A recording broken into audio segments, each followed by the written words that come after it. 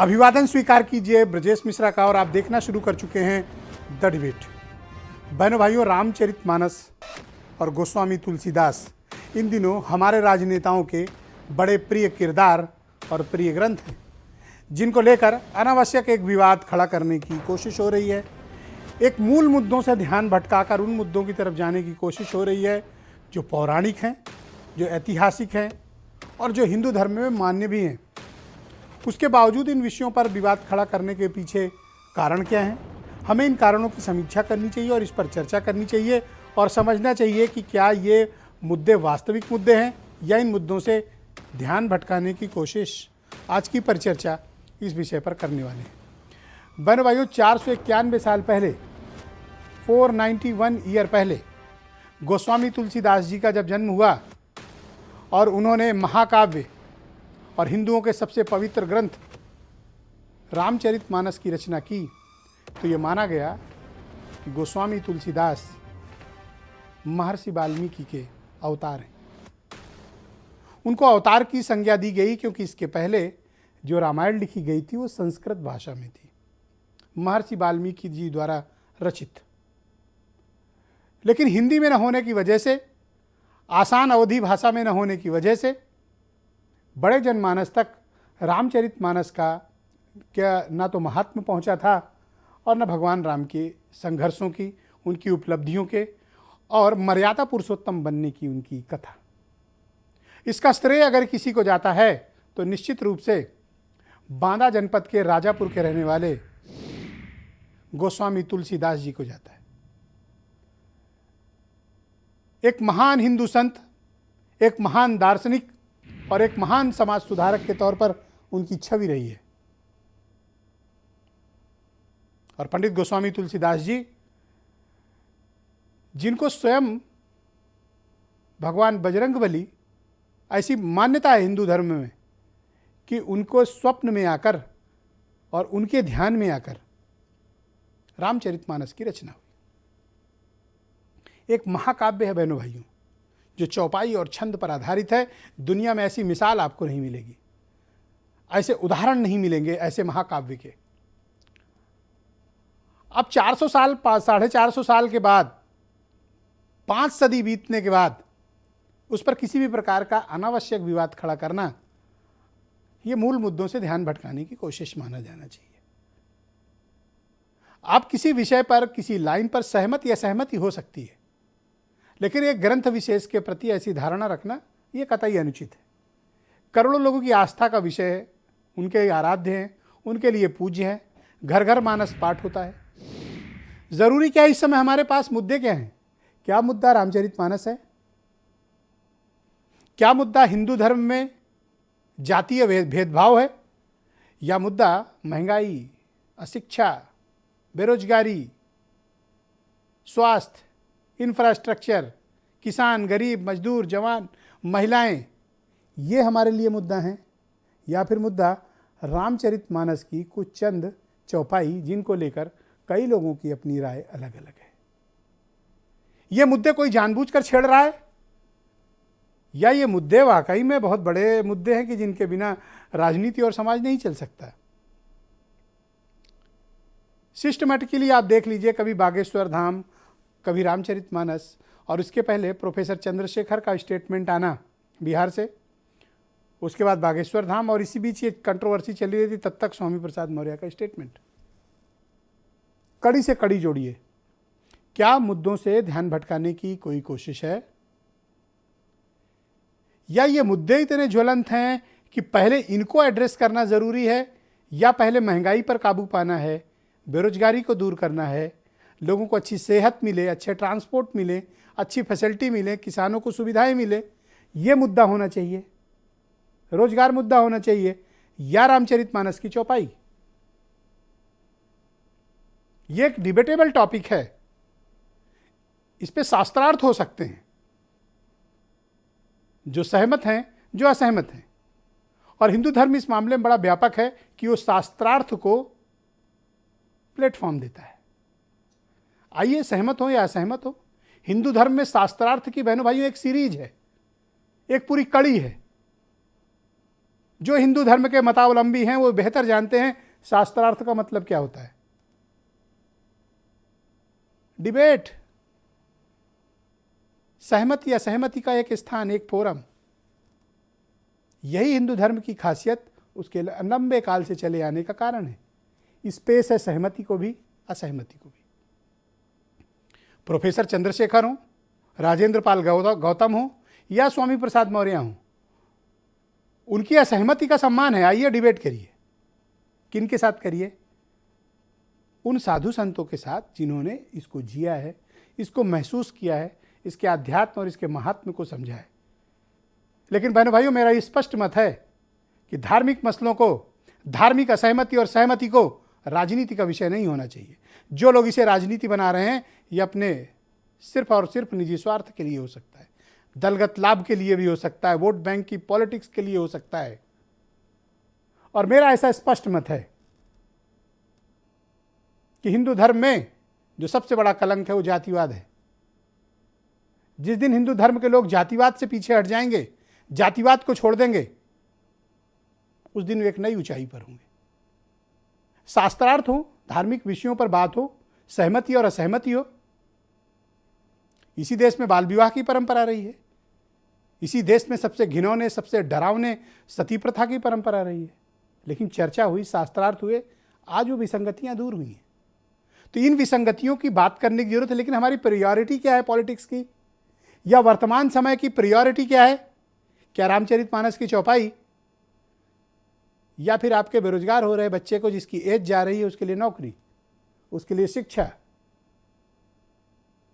या महंगाई की चर्चा, या सरकारों को जवाबदेह बनाने की चर्चा? मसला क्या है? और ऐसी चीज़ें अचानक से आती हैं और आपके दिमाग को कैप्चर कर लेती हैं और आप उसकी चर्चा करने लगते हैं। किसी के चमत्कार की, किसी के पाखंड की, किसी के अंधविश्वास की। लोग भूल गए कि जोशीमठ फिर धंस रहा है, लगातार धंस रहा है। लेकिन जोशीमठ चर्चा से गायब है। चर्चा में चमत्कार है, चर्चा में रामचरितमानस है। जो घट रहा है बहनों भाइयों, पहले वर्तमान को देखिए। जिसका वर्तमान दूषित है उसका भविष्य बहुत ही खराब होता है, ये हर कोई जानता है। कुछ बयान सुनिए आप। रामचरितमानस के कुछ अंश जिसमें जातियों को इंगित करते हुए, वर्ग विशेष को इंगित करते हुए, वर्ण विशेष को इंगित करते हुए कटाक्ष किया गया है, अपमानजनक टिप्पणियां की गई हैं। उन अपमानजनक टिप्पणियों को प्रतिबंधित किया जाना चाहिए, ये हमारी मांग है। यह पार्टी का बयान, लेकिन समाजवादी पार्टी का जो इतिहास रहा है, उस इतिहास में हमेशा उन्होंने हमारे धार्मिक उत्सवों पर, धार्मिक पर्वों पर प्रतिबंध लगाने का काम किया है। ऐसे नेताओं के बयान पर हंसी आती है।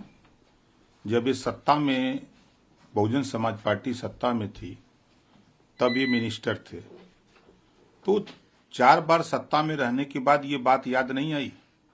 इस तरह से जो विरोध किया है बहुत दुर्भाग्यपूर्ण है। उन्होंने जो कहा है कि इसको करेक्शन करने की आवश्यकता है, तो मैं कहना चाहता हूं ये समय है कि माननीय मौर्य जी का दिमाग का करेक्शन किया जाए। स्वामी प्रसाद मौर्य ने रामचरितमानस के संबंध में जो बयान दिया है, ये उनका निजी बयान है, ये पार्टी का स्टैंड नहीं है। पर भाइयों, 16वीं शताब्दी का महाग्रंथ, महाकाव्य, एक ऐसा धार्मिक ग्रंथ जिसका हिंदू समाज एक मत होकर जिसका पालन करता है। लेकिन 16वीं शताब्दी के इस ग्रंथ पर महाभारत कब हो रही है? 21वीं शताब्दी में। आप कड़ियों से कड़ियाँ जोड़िए और समझने की कोशिश करिए कि आपको कहाँ से लटकाया, अटकाया और भटकाया जा रहा है। आज की परिचर्चा में इस विषय पर करेंगे। लेकिन एक बात आपको बता दूं कि स्वामी प्रसाद मौर्य समाजवादी पार्टी में हैं, लेकिन उनकी सुपुत्री बदायूं से भारतीय जनता पार्टी की सांसद हैं। नोट करके रखिएगा। तो आज की परिचर्चा को आगे बढ़ाते हैं। राकेश त्रिपाठी भारतीय जनता पार्टी के प्रवक्ता हैं। दीपक मिश्रा बहुत ही जाने माने समाजवादी चिंतक, सोशलिस्ट। थोड़ी देर में डॉक्टर रामविलास वेदांती जी मेरा हमारे साथ जुड़ेंगे। आसिम वकार एमआईएम के राष्ट्रीय प्रवक्ता और उत्तर प्रदेश के प्रभारी। अरुण राजभर मौजूद हैं मेरे साथ, राकेश त्रिपाठी के मित्र हैं और एसबीएसपी के राष्ट्रीय प्रवक्ता और जनरल सेक्रेटरी हैं, हमारे साथ इस कार्यक्रम का हिस्सा हैं। सुची विश्वास उत्तर प्रदेश में कांग्रेस कमेटी की प्रवक्ता और वीरेंद्र सिंह जी हमारे स्टेट हेड। बहुत शुक्रिया और धन्यवाद आप सभी का इस कार्यक्रम में हमारे साथ शिरकत करने के लिए। दीपक मिश्रा जी, कार्यक्रम की शुरुआत में आपसे करना चाहता हूं और ये समझना चाहता हूं कि क्या आप या जिस दल से आप जुड़े हुए हैं या जिस दल से पहले जुड़े हुए थे, वहाँ पर इस प्रकार के बयान की जो स्वामी प्रसाद मौर्य जी ने दिया उसकी स्वीकार्यता है? आदरणीय ब्रजेश जी, भारतीय समाजवादी चिंतन जिसके सबसे बड़े प्रतिपादक डॉक्टर राम मनोहर लोहिया हैं, जिसमें हर समाजवादी दल की अटूट आस्था है, उस चिंतन की कसौटी पर इस बयान के लिए कोई जगह नहीं है। मैं पूर्णतया खारिज करता हूं। और अपने मित्र अभी जो विधायक जी मल्होत्रा जी ने जो कहा, रविदास जी ने, कि यह उनका निजी मामला हो सकता है, लेकिन आप मुझे ये बताइए, डॉक्टर राम मनोहर लोहिया ने रामायण मेला लगवाया था। रामायण मेला क्यों लगवाते थे? इसलिए लगवाते थे कि राम राज की जो उदात्त अवधारणाएं हैं उससे लोग अवगत हों। राम राज्य है क्या? बैर न कर काहू सन कोई, राम प्रताप विषमता खोई, किसी से किसी प्रकार का वैर न हो। लोहिया ने उन्हें दक्षिण और उत्तर को जोड़ने वाला महान नायक और महादेवता कहा है। के नाम पर अगड़े और पिछड़ों के बीच जी एक विभेद पैदा होने की कोशिश हो रही है। वही कह रहा हूं। और मैंने प्रारंभिक उद्बोधन में ये बात कही कि हिंदू धर्म में सबसे बड़ी नाकामी हमारी जातिवाद है। और देखिए, क्या कुछ लोग इसका राजनीतिक फायदा उठा रहे हैं? मैं लिख के दे सकता हूं, आदरणीय मौर्य जी ने रामचरितमानस नहीं पढ़ा। रामचरितमानस में तुलसीदास जी ने एक भी वाक्य अपनी तरफ से नहीं बोला है। कवितावली में उन्होंने बोला है, गीतावली में बोला है, लेकिन रामचरितमानस में सारे वाक्य उनके किन्हीं न किन्हीं किरदारों द्वारा, कहीं शिव के मुख से, कहीं राम के मुख से, कहीं सीता के मुख से, और नारी के पक्ष में उस सदी में भी जितनी ताकत के साथ तुलसीदास जी खड़े होते हैं, शायद ही कोई और 16वीं शताब्दी का ऋषि भारत खड़ा हो। 16वीं शताब्दी का भारत, जी जी, आप 16वीं शताब्दी, केंद्रीय सत्ता का अभाव, परमानेंट मिलिट्री का अभाव, सामंतों के कब्जे का, मुगलिया सल्तनत शीर्ष पर थी। और जब इन्होंने तुलसीदास जी ने लिखा रामचरितमानस, तो उस समय के धर्मद्रोही लोग, मैं जानबूझ के धर्मद्रोही कह रहा हूं, जो धर्म को संकुचित करना चाहते थे, धर्म के नाम पे अपनी तिजोरियां भरने वाले लोग ने रामचरितमानस पर आप जो कह रहे हैं और आपकी पार्टी के जो नेता कर रहे हैं, दोनों के किरदार में जमीन आसमान का अंतर है। आपको कार्रवाई क्यों नहीं की आपने? यह बहुत बड़ी बात है रणजीत विजय जी। जब इन लोगों ने रामचरितमानस पे रोक लगाया और तुलसीदास जी का बहिष्कार किया, तो जानते हैं एक मस्जिद में रामचरितमानस को बचाया गया। तुलसीदास ने कवितावली में लिखा है, मांग के खइबो मस्जिद में सोइबो, लेबे के एक न दोबे को दो। और रामचरितमानस के ही आधार पर, तुलसी के आधार पर लोहिया ने सीता रामराज की बात की और गांधी ने रामराज की बात की। तो ये जब आप स्वामी प्रसाद जी को ले रहे थे, तो ये जो आप हमें यहाँ बता रहे हैं, ऐसी कोई लेक्चर, कोई कार्यशाला आप लोगों ने आयोजित नहीं की? समाजवादियों में कार्यशालाएं वगैरह होती रहती है, मुझे लगता है नहीं है, लग रहा अगर होती तो ऐसी मुझे लगता है कि उसमें स्वामी जी नहीं आए। खैर आ जाएंगे तो जान जाएंगे। तो आपको लगता है कि स्वामी प्रसाद पर एक्शन होना चाहिए या मुझे बयान लगता वापस लेना चाहिए? मैं समाजवादी चिंतन की भावभूमि से इस बयान शुक्रिया आपका। मैं राकेश त्रिपाठी को आमंत्रित करता हूं, भारतीय जनता पार्टी के प्रवक्ता हैं। राकेश जी, बहुत शुक्रिया आपका। स्वामी प्रसाद मौर्य के बयान को आप किस तरह से लेते हैं? देखिए, आज तो पहले आपके पैनल में समाजवादी पार्टी के प्रवक्ता की अनुपस्थिति अपने आप में स्पष्ट कर रही है कि यह बयान कोई संयोग नहीं है, बल्कि एक विशुद्ध रूप से राजनीतिक तौर पर किया गया प्रयोग है। और इसके प्रयोगों का आकलन करने के लिए ही आज समाजवादी पार्टी का कोई आधिकारिक प्रवक्ता आपकी इस चर्चा का हिस्सा नहीं है। देखिए, एक के बाद एक जिस तरह से रामचरितमानस को लेकर के बयान दिए गए, वो पहले बिहार में शिक्षा मंत्री के द्वारा दिया गया बयान, जो राष्ट्रीय जनता दल है, जिसकी समधी की पार्टी उत्तर प्रदेश में, मुलायम सिंह यादव जी समधी थे लालू प्रसाद यादव जी के, और उत्तर प्रदेश में समाजवादी पार्टी उसी पैटर्न की राजनीति करने वाली, उसी जातीय मजहबी समीकरण की राजनीति करने वाली, वही भूरा बाल साफ करो, वही एमवाई के समीकरण, वही जातीय मजहबी गोलबंदी करने वाले राजनीतिक दल ये प्रयास कर रहे हैं कि रामचरितमानस पर चोट करके हिंदुओं के भीतर जातीय विभाजन कैसे पैदा किया जाए, कैसे मजहबी तुष्टीकरण किया जाए हिंदुओं को अपमानित करके। ये दो एजेंडे, इस एजेंडे के तहत ये प्रयोग किया गया है। और इसलिए इस प्रयोग को समाजवादी पार्टी की तरफ से पूरी तरह से उसका समर्थन है, अखिलेश यादव जी का समर्थन है। अब तक अखिलेश यादव जी ने एक बार भी कोई प्रतिरोध नहीं किया, कोई विरोध नहीं किया, इसलिए स्वामी प्रसाद मौर्य का बयान मैं आपसे कहता हूं कि एक आप लोग एक ओपन स्टेटमेंट क्यों नहीं देते हैं, या साधु संत ओपन स्टेटमेंट दें, एक इस पर शास्त्रार्थ आयोजित हो जाए, दोनों पक्ष आ जाएं।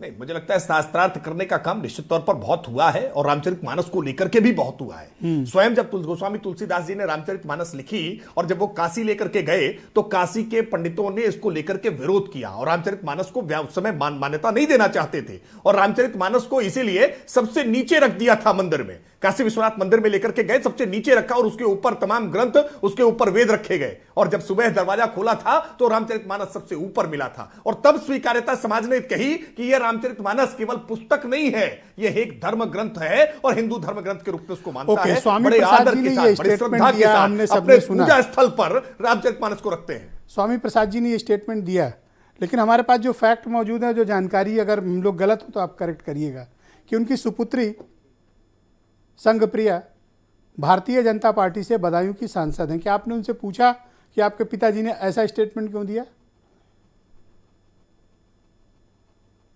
देखिए ब्रजेश जी, मेरा स्पष्ट तौर पर मत है कि कोई भी व्यक्ति जो बालिग हो, जो अपनी भी बुद्धि विवेक से सोच सकता है, समझ सकता है, वो कई बार मत भिन्नताएं होती हैं। आपने इसके कई उदाहरण देखे होंगे कि यशवंत सिन्हा जी कैसे भारतीय जनता पार्टी की नीतियों से असहमतियां सार्वजनिक तौर पर व्यक्त करते रहे, लेकिन उनके पुत्र जयंत सिन्हा जी नरेंद्र मोदी जी की सरकार के कैबिनेट में स्थान रखते रहे। ऐसे कई उदाहरण मिलेंगे, एक दो उदाहरण नहीं, कि पिता कहीं और है, पुत्र कहीं और है, पत्नी कहीं और है, पत्नी कहीं और है। हर व्यक्ति की अपनी राजनीतिक विचारधारा है, ये कोई आवश्यक नहीं है कि मेरी राजनीतिक जो बीजेपी की सांसद हैं उन्होंने स्वामी प्रसाद जी के स्टेटमेंट का विरोध किया हो, कोई ऐसा स्टेटमेंट दिखा सकते हैं, बता सकते हैं?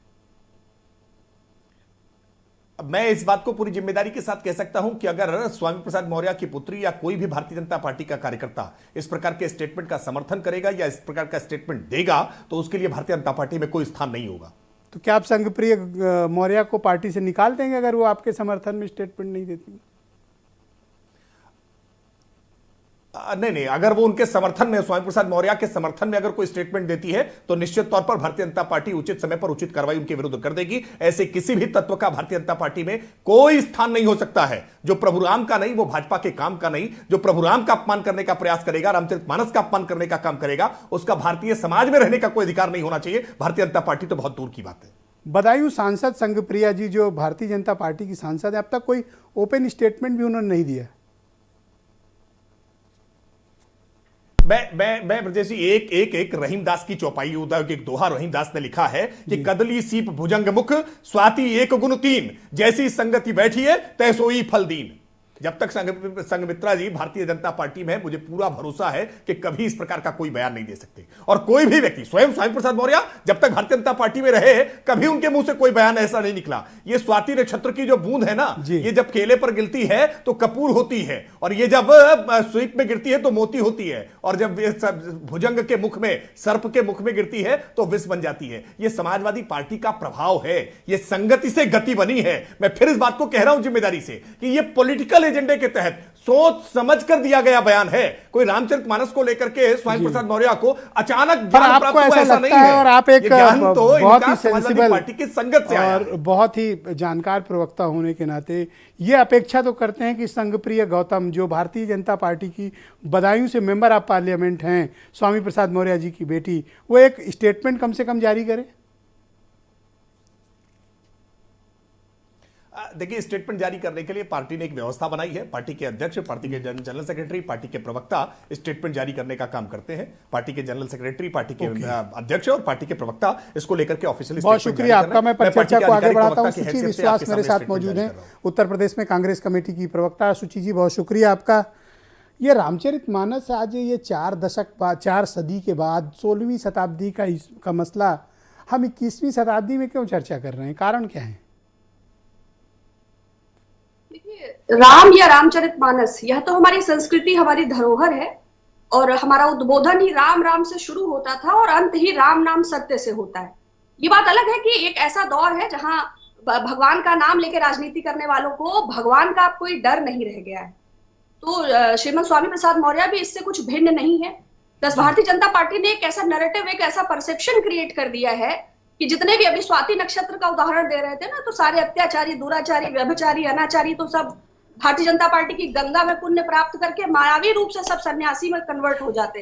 तो संघमित्रा मौर्य जी भी उससे आज का अलग तो पैनल नहीं है, तो काफी स्टेटमेंट की मंझा तो कोई हुआ है। अपेक्षा ही नहीं करना चाहिए। जी जी, प्लीज गो अहेड। जी, तो इसीलिए किसी प्रकार की क्लैरिफिकेशन की तो कोई अपेक्षा ही नहीं करना चाहिए। स्वाति नक्षत्र है या विशाखा या ज्येष्ठा जो भी नक्षत्र है। दूसरा, देखिए श्री रामचंद्र जी ने तो स्वयं शबरी के जूठे बेर खाकर एक रूपता और समता का संदेश दिया था, और महात्मा गांधी के अंतिम शब्द थे हे राम, और उसी महात्मा गांधी की प्रतिनिबिंब के तौर पर मैं आपके सम्मुख उपस्थित हूँ। तो एक ऐसा परसेप्शन, एक ऐसा दौर जहां कोई भी इस बात के लिए, सार्वजनिक जीवन का, संवैधानिक पद का व्यक्ति इस बात के लिए स्वतंत्र हो चुका है कि वो नैतिक रूप से कोई भी इस प्रकार का अनर्गल बयान दे जिससे वो एक प्रकार की टीआरपी बटोर सके, या उसके स्टेटमेंट से उसको पब्लिसिटी मिल सके, या अपनी राजनीति को क्या सुरक्षित कर असली सके। मुद्दों से ध्यान भटकाना इस तरह के विवादों को जन्म देने की कोशिश है, या फिर ये अनजाने में हो रहा है? नहीं, 200% वो एक मतलब वेल डेकोरेटेड पॉलिटिशियन है, और अगर वो उनको बातचीत का इतना ही शौक है, आपने तो शास्त्रार्थ कहा, मैं तो कहती हूँ एक स्टेटमेंट देना था इन पहलवान महिलाओं के बारे में, या फिर जो इन्वेस्टर समिट के नाम पर हजारों करोड़ के एमओयूज का फर्जीवाड़ा हुआ है। बहुत सारे और भी प्रदेश में है, चाहे कानून व्यवस्था हो, चाहे आज तक बिकरू कांड से लेके और जितने ये तमाम सारे इंसिडेंट्स लगातार हुए, क्या उनका कोई स्टेटमेंट था? चाहे वो लखीमपुर का नरसंहार हो, चाहे वो हाथरस की पीड़िता, एनी वुमेन एवरीथिंग। तो ये अचानक से रामचरितमानस का ज्ञान का उनको सपने में आया था, या दीक्षा प्राप्त करी थी, या कोई गुप्त संदेश ईश्वर के द्वारा प्राप्त हुआ, या उन्होंने अवतार लिया? और ये आप तो open statement it's they very रही हैं कि natural। आप स्वामी प्रसाद मौर्य के बयान से असहमत हैं या सहमत हैं?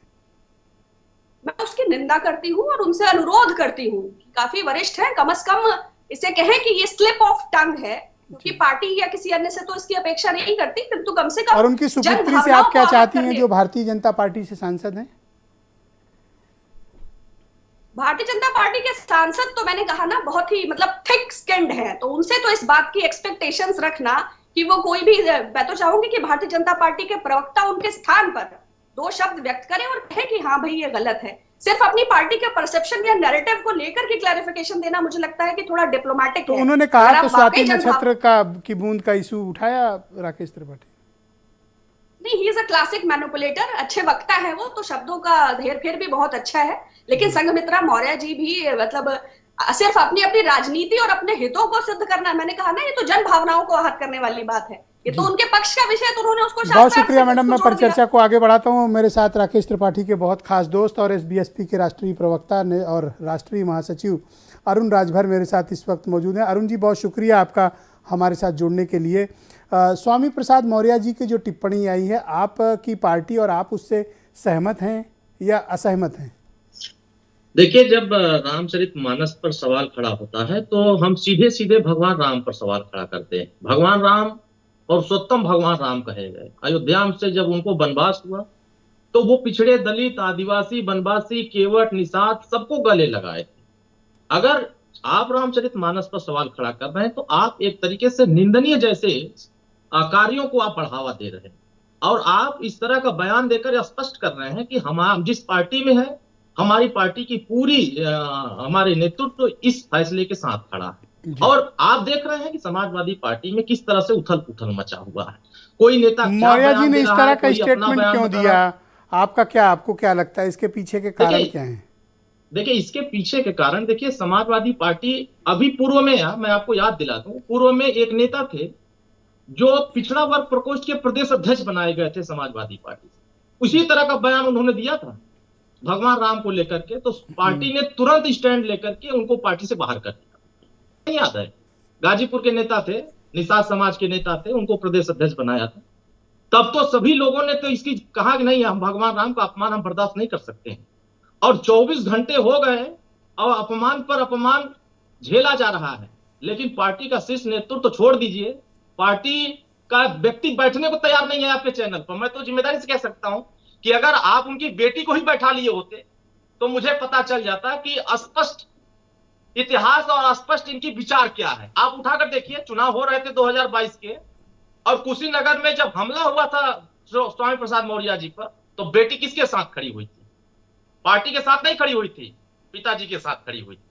और पिताजी कमरे में एक जगह रहते हैं, लखनऊ में बेटी और पिताजी एक ही कमरे में रहते हैं, तो दोनों के विचार कैसे अलग हो सकते हैं? हाँ, पार्टी अलग हो सकती है, लेकिन जब विचार वहां एक घर में रहते सवाल हो रहा हैं, एक घर में रहते हाँ जी, बिल्कुल रहते हैं जी। अगर एक घर में नहीं रहते तो इस तरह के विचारधारा वहां से उभरती आप क्या नहीं। चाहते हैं कि बीजेपी संघमित्रा मौर्य पर कोई कार्रवाई करे या एक्सप्लेनेशन तलब करे? आप क्या चाहते हैं? देखिए, वो भारतीय जनता पार्टी का विषय है, लेकिन भारतीय जनता पार्टी में उनकी बेटी सांसद है, ये तो जग जाहिर है। लेकिन 5 साल तक वो रहे हैं, भारतीय जनता पार्टी की मलाई खाए, सत्ता में रहे, सब कुछ किए, तब तो रामचरितमानस पर सवाल नहीं खड़ा किए। और 5 साल छोड़ दीजिए, 4 बार सरकार बसपा में रहे, मंत्री रहे, बहन जी के करीबी रहे, और जो चाहते थे वो फैसला कराते थे, तब भी सवाल नहीं खड़ा कर पाए कि नहीं। समस्या इस बात की है कि सत्ता नहीं मिल रही है, और सत्ता न मिलने के पीछे ये भड़काने का प्रयास हो रहा है। तो आप क्या चाहते हैं कि स्वामी प्रसाद मौर्य और उनकी जो बीजेपी की सांसद सुपुत्री हैं, उनको क्या करना चाहिए? देखिए, उनको तो अपना स्टैंड क्लियर करना चाहिए कि हम, उनके पिताजी ने जो बयान दिया है, क्या वो सही ठहरा रही है? अगर वो सही ठहरा रही है तो पार्टी तुरंत एक्शन ले। और समाजवादी पार्टी भी अगर इस बयान से सहमत है, इसलिए खामोश है। अभी देखिए, उनका नेतृत्व तो खामोश क्यों है? सूत्रों के हवाले से खबर आ रही है कि बयान क्या ये OBC, upper caste, scheduled caste, इनके बीच कोई विभेद पैदा करने की कोशिश हो रही है?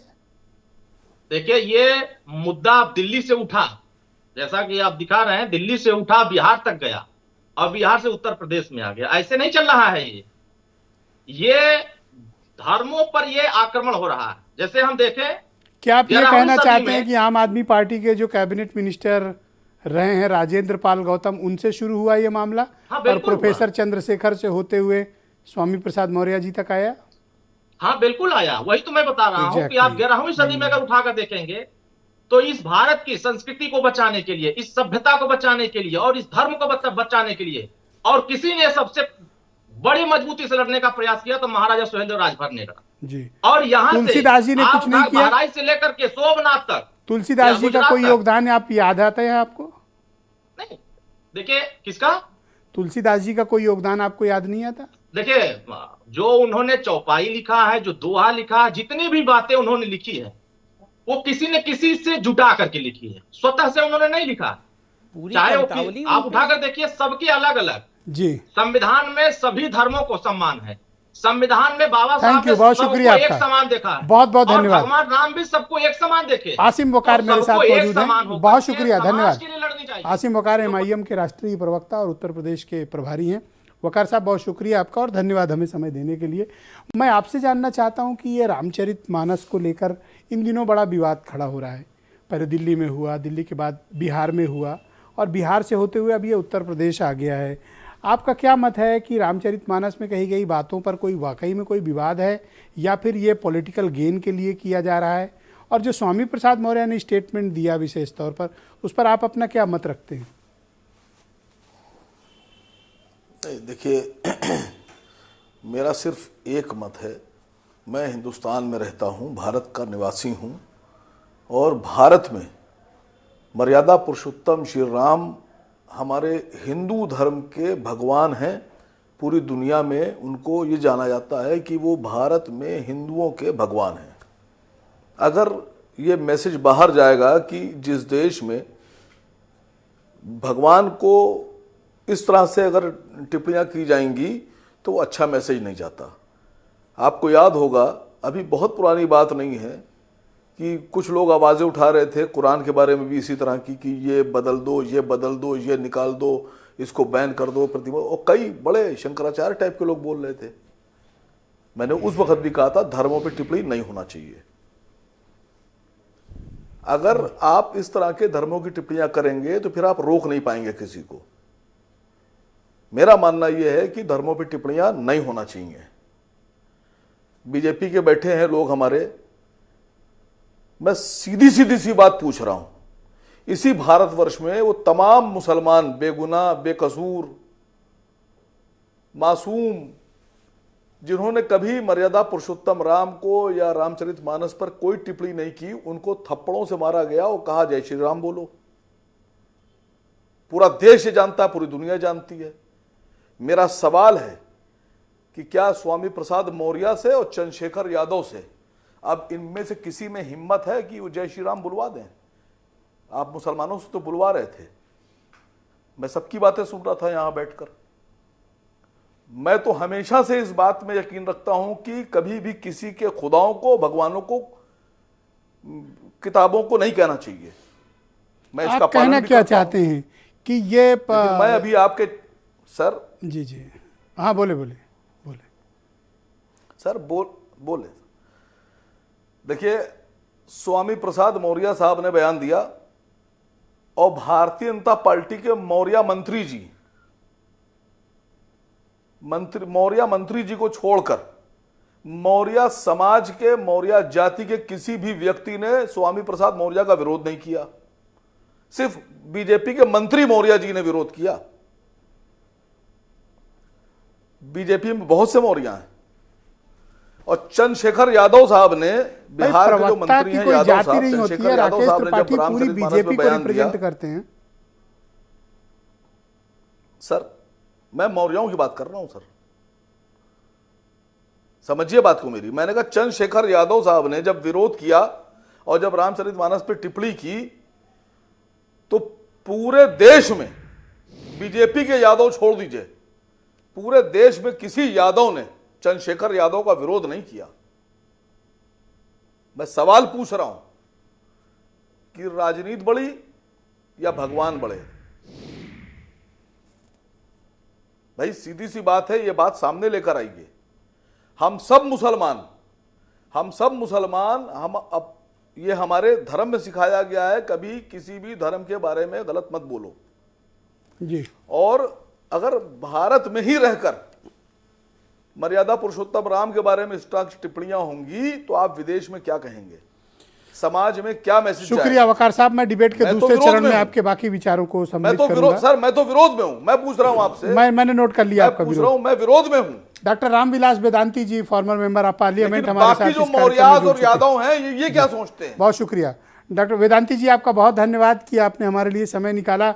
इन दिनों आप देख रहे होंगे कि रामचरितमानस को लेकर इस देश में महाभारत चल रही है और कई बड़े लीडर्स ने इसके बारे में कुछ टिप्पणियां की हैं, तो आप इसके बारे में क्या ओपिनियन रखते हैं?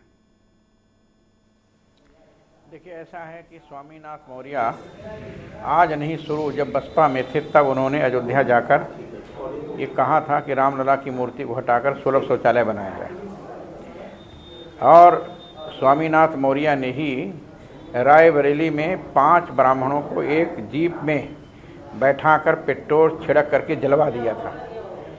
इसलिए स्वामीनाथ मौर्य हिंदू विरोधी हैं, सनातन धर्म के विरोधी हैं, राम विरोधी हैं, कृष्ण विरोधी हैं, रामायण विरोधी हैं।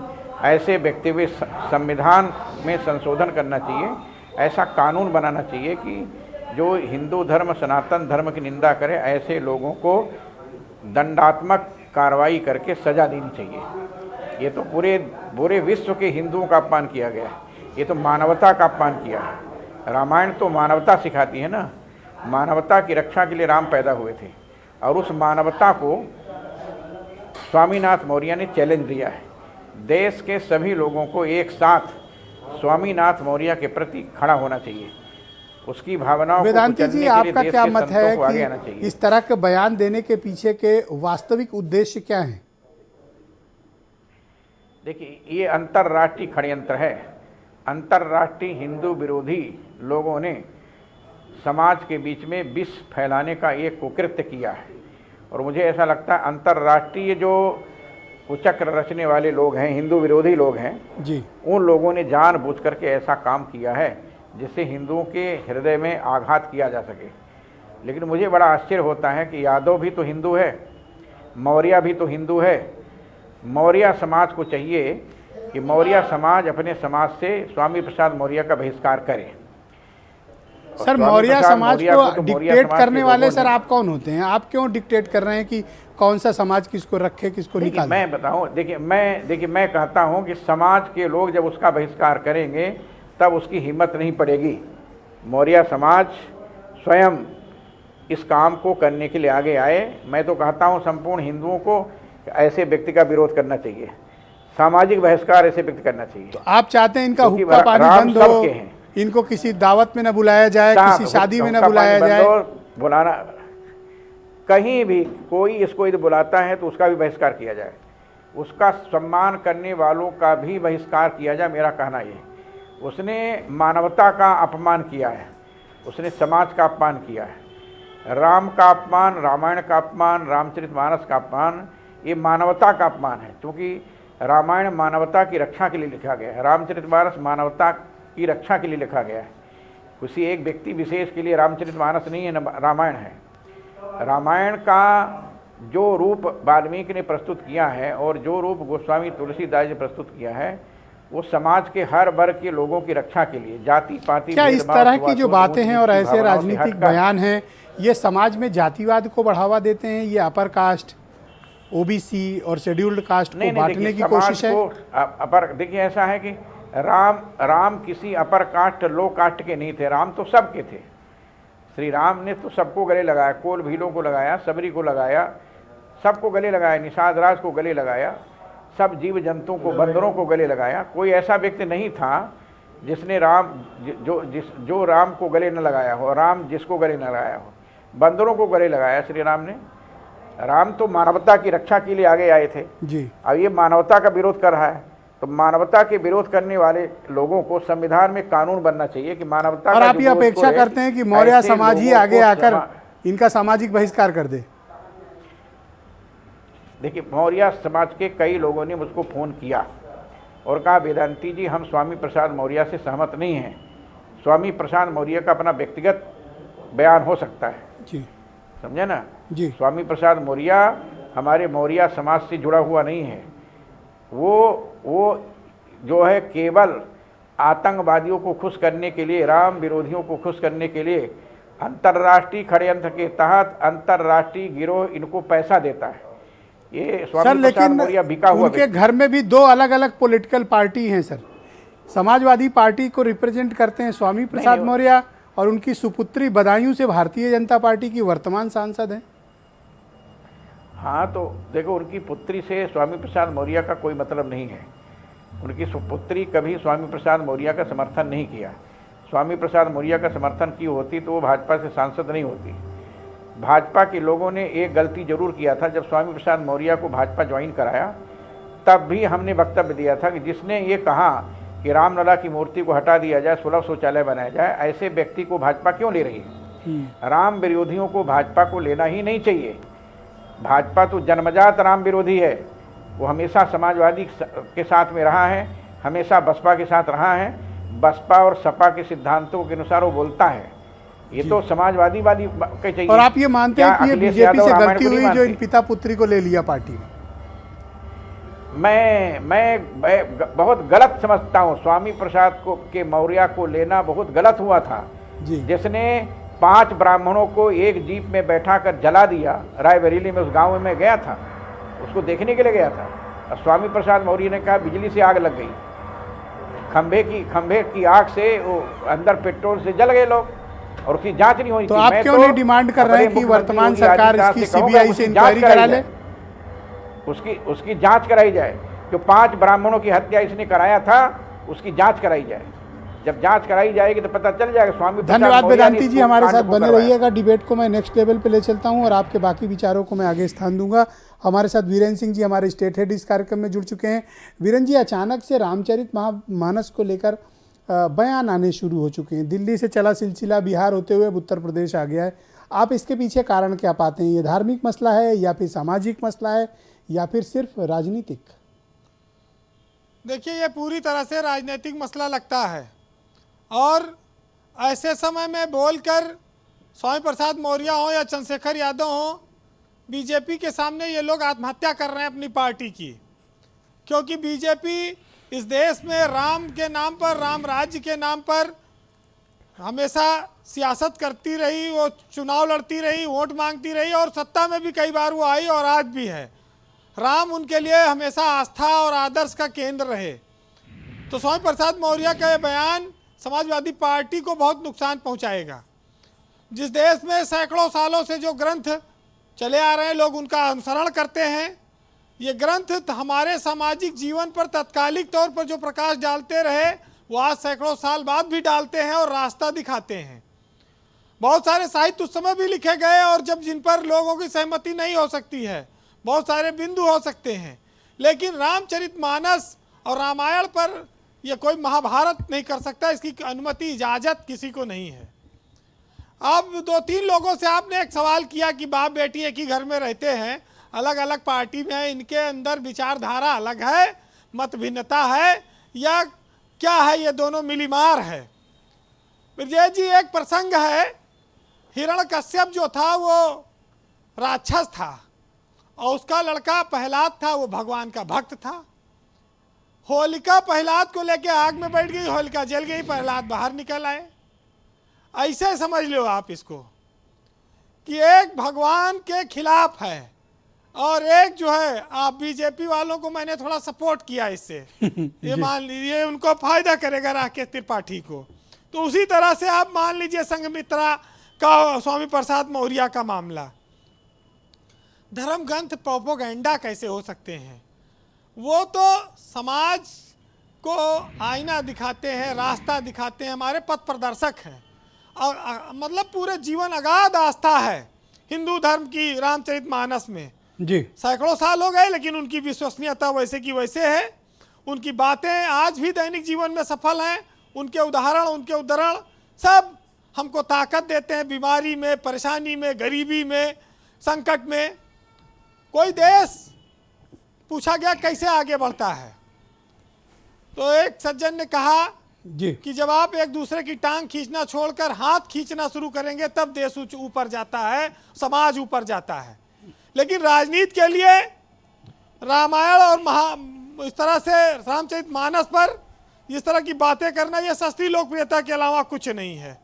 स्वामी प्रसाद मौर्य ने 85 और 15 की लड़ाई की जो बात करते हैं, जिसमें वो ओबीसी और SC/ST की बात करते हैं, सवर्ण की बात करते हैं, भारतीय जनता पार्टी 85 और 15 का जो उसका इशू है वो हिंदू और 85 में हिंदू, 15 मुसलमान का इशू, तो बीजेपी को बड़ा लाभ दे रहे हैं एक तरह से कहा जाए।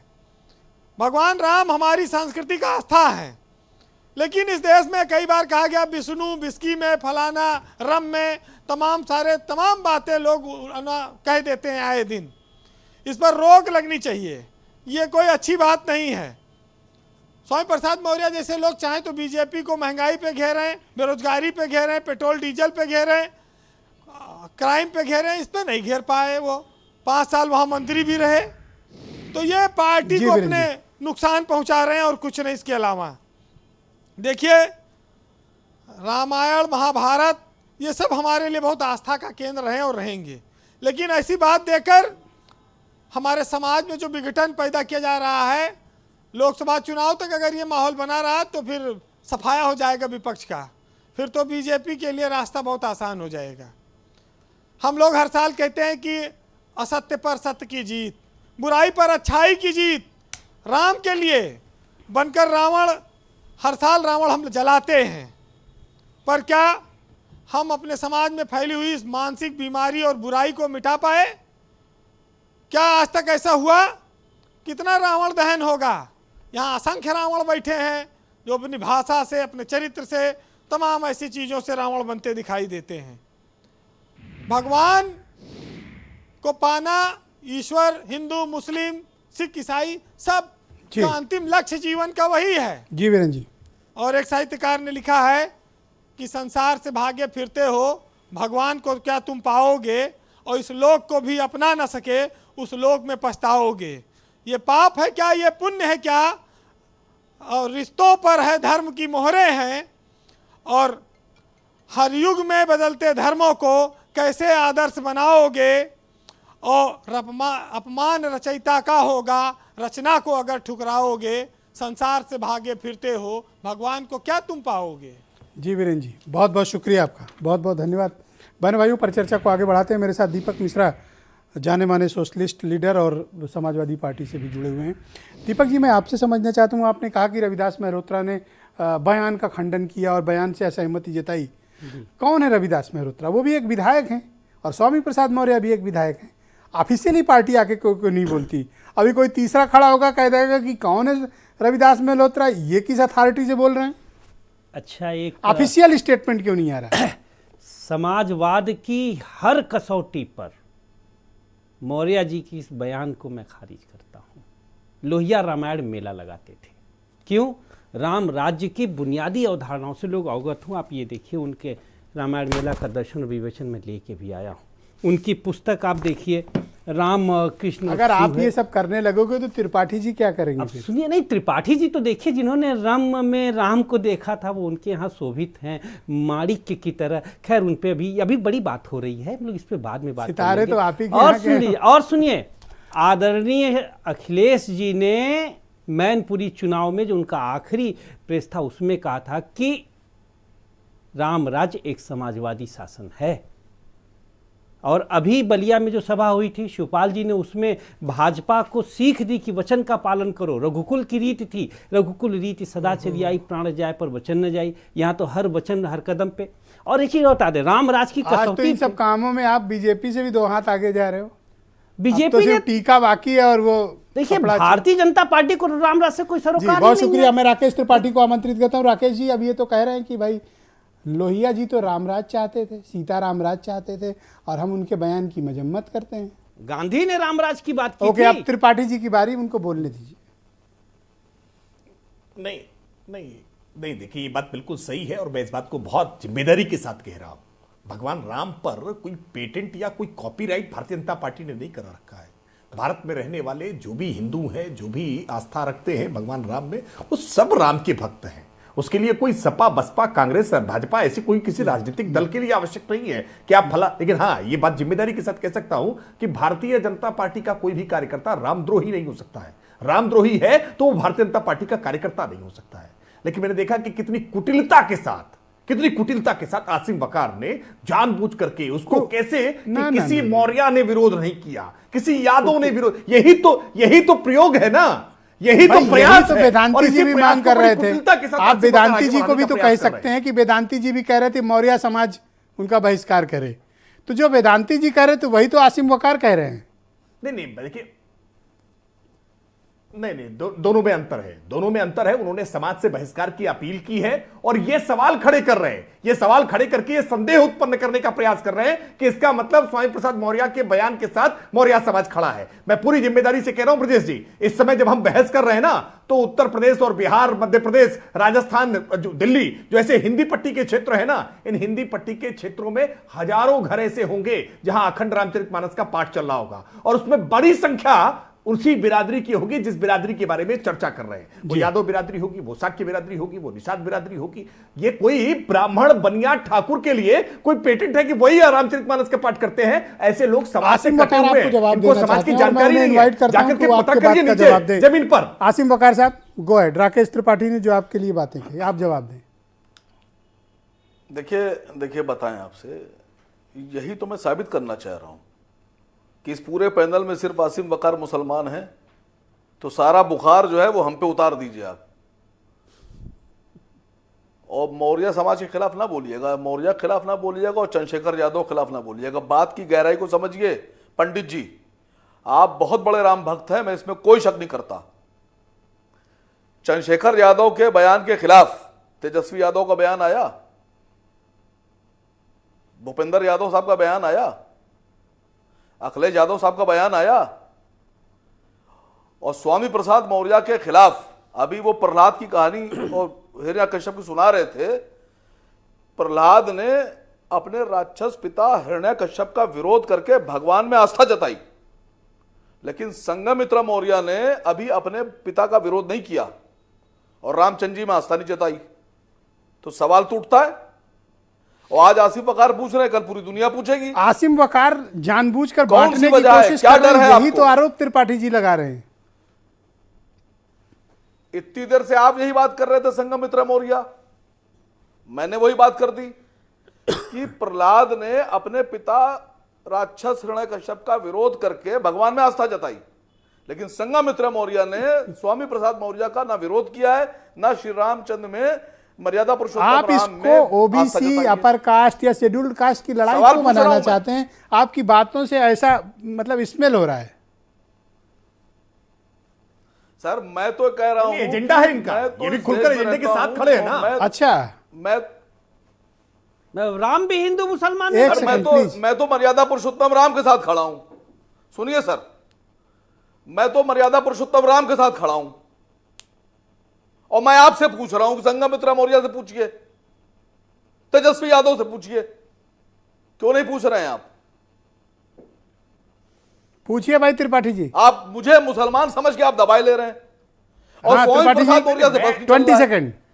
मुसलमान से कहेंगे तुम एक सेकंड। इस्लाम का नारा मैं तो लगाओ कह रहा हूं, और मैं तो स्वामी कह रहा प्रसाद हूं कि मौर्य से आप तेजस्वी यादव और अखिलेश यादव का, क्यों तेजस्वी नहीं कह यादव रहे और आप? अखिलेश यादव का ये संयुक्त प्रयोग है, ये संयुक्त प्रयोग है। ये सबका साथ, सबका विकास, सबका विश्वास और सबके प्रयास के नारे से डर गए हैं। ये जान गए हैं कि जाति मजहब की गोलबंदी अब नहीं चल पा रही है। अब तो जनता विकास की वो बात कर रही संघमित्रा है। के लिए भी कैसे कह रहे हैं इसको कि उनसे वापस भी मैदान पूछिए में वही लेकर के आओ जब नारे लगाए जाते थे। पूछिए आसिम वकार। देखिए मेरा सीधा सीधा सा मानना है, राकेश त्रिपाठी साहब ब्राह्मण आदमी है, मैं इन पे कोई शक नहीं कर रहा हूं कि ये रामचंद्र जी के साथ हैं, इनकी आस्था है। पूरा हिंदू समाज श्री राम को भगवान मानता है। मैं अपने हिंदू भाइयों के साथ हूं। मेरा एक छोटा सवाल है कि सारे मौर्यास चुप क्यों हैं?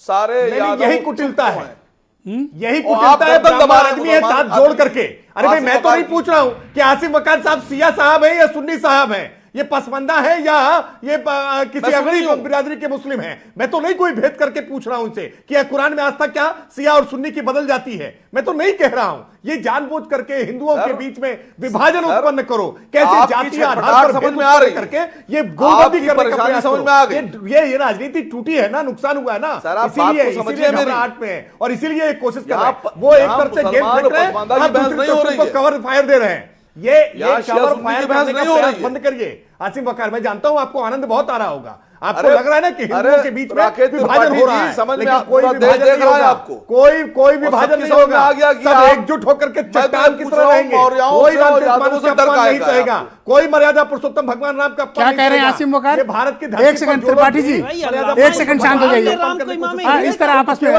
आसिम वकार, लास्ट 10 सेकंड ओनली। सर देखिए, मुसलमान शायर इकबाल ने मर्यादा पुरुषोत्तम राम को इमाम हिंद कहा और ये इस वक्त राकेश त्रिपाठी जी अंदर से इतने घबराए हुए और परेशान हैं कि ये मर्यादा पुरुषोत्तम की बहस में शिया सुन्नी करने लगे, मुसलमान करने लगे, पसमानदा ले आए। लेकिन इनकी हिम्मत नहीं पड़ रही। जो मैंने सवाल पूछा है, ये सवाल आप पूछिए देश से।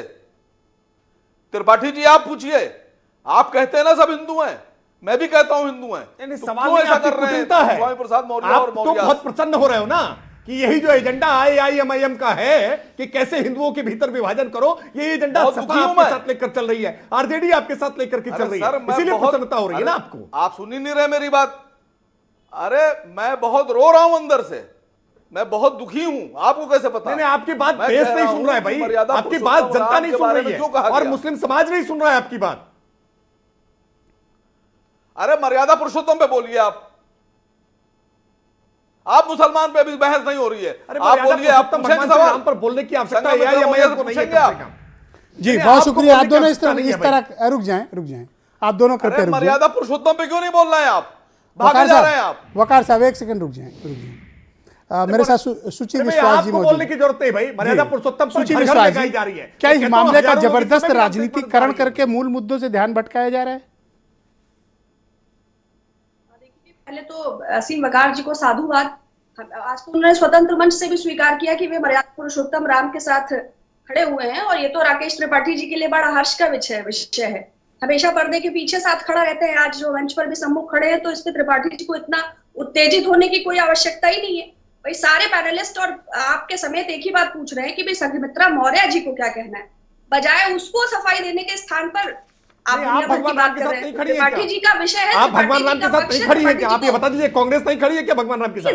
हम तो देश के साथ खड़े हैं, कश्मीर से कन्याकुमारी तक खड़े हैं। हमारे लिए तो इस विभाजन का जाति धर्म व्यवस्था वर्ण ये तो आप लाए हैं। आपकी सत्ता सांप्रदायिकता, वैमनस्यता, कटुता और नकारात्मकता नहीं पर तो आधारित मजम्मत है। करिए ना, तो भारतीय मजम्मत जनता- करिए स्वामी प्रसाद हम मौर्य के लोकतंत्र बयान और की, संविधान और के मजम्मत साथ करिए हैं। बिहार के शिक्षा मंत्री के आपने बयान एक की, ऐसी जिनके व्यवस्था साथ को सरकार में जन्म आप दिया है हैं। कि आज एक ही मजम्मत खाने में करिए, बैठकर- मजम्मत करिए बिहार के शिक्षा मंत्री के, और इस्तीफा दे दीजिए, बाहर आ जाइए आप गठबंधन से। वो महागठबंधन जो बना हुआ है बिहार में, उससे बाहर आ जाइए। कि शिक्षा मंत्री के बयान से आप असहमत हैं और इसलिए गठबंधन से बाहर आ रहे हैं। त्रिपाठी जी एक सेकंड रुक जाइए। नहीं चलेगी। आप नफरत की बाजार में त्रिपाठी जी ऐसी उत्तेजना अनावश्यक है। आप सूची जी को बोलने दीजिए। सूची जी को बोलने दीजिए एक सेकंड। त्रिपाठी जी ऐसी उत्तेजना अनावश्यक है, आप सूची जी को बोलने दीजिए। बोलिए सूची जी। नहीं ये भी प्रयोग में सहभागी है ना, चोरी ये भी करके प्रयोग में चंपत राय सहभागी। जी ने ये बता दिया कि ये कितने बड़े राम के द्रोही हैं, कितने बड़े मर्यादा पुरुषोत्तम राम के भक्त हैं और राम के अंतर्गत इनकी सत्ता कितनी सुरक्षित है।